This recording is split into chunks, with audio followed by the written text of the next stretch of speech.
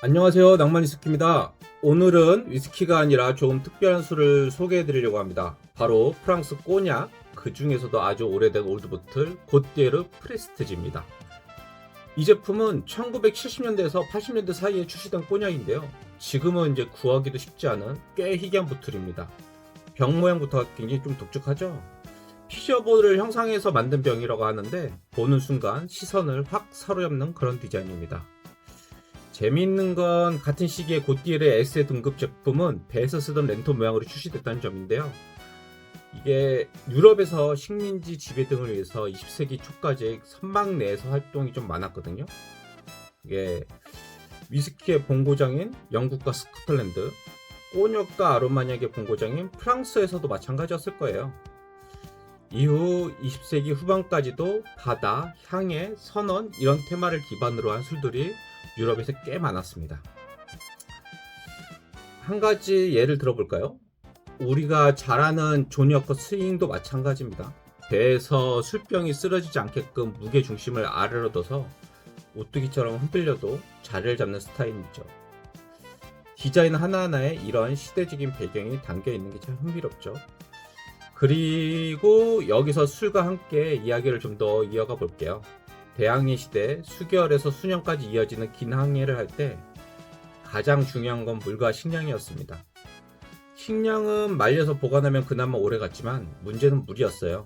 당시에는 냉장 기술이 없었으니까 물은 금방 상하고 마시기가 힘들어졌거든요. 그래서 그 대안으로 나온 게 바로 술에 물을 타 마시는 방식이었습니다. 그 중에서도 가격이 가장 저렴하고 대량으로 공급할 수 있었던 럼이 선택이 됐고요. 특히 영국 해군이 이거를 체계적으로 도입해서 럼에 라임을 섞고 물을 희석해 마시는 방식으로 선원에게 공급했었어요. 이건 단순히 물 대용이 아니라 괴혈병 예방에도 도움이 돼서 꽤 오랫동안 유지가 되었습니다. 하지만 기술이 발달하고 전자기기 냉장 설비가 배에 탑재되기 시작하면서 1970년 8월 1일부로 영국 해군의 럼 배급이 공식적으로 중단되게 됩니다. 하나의 시대가 이렇게 마무리된 거죠. 이야기가 좀 샜습니다. 다시 오늘의 주인공 고띠에르 프레스티지로 들어와서요. 이 제품은 우리가 흔히 보는 VS, VSOP, XO 등과 같은 정형화된 등급치기가 포함되지 않은 올드보틀이에요. 그래서 시음할 때도 좀 더 신중하게 접근을 했습니다. 촬영 전에 먼저 시음을 해봤는데요. 개인적인 느낌으로는 현행 VS나 VSOP보다는 확실히 더 부드럽고 고급스러운 풍미를 느낄 수 있었습니다. 출시된 지 거의 50년이 지난 술이라 정확하게 원래 맛을 재현하기 어렵지만 지금 판매 중인 일반적인 꼬냑들과 비교하면 확실히 한 단계 위의 퀄리티를 보여줬어요. 다만 엑소끝처럼 깊고 묵직한 바디감을 기대하셨다면 살짝 다르게 느껴질 수도 있고요. 이건 오히려 좀 더 균형감 잡히고 섬세한 스타일이라고 볼 수 있을 것 같아요. 저는 평소에 꼬냑을 자주 마시는 편이 아니라서 시음 데이터가 아주 풍부하진 않아요.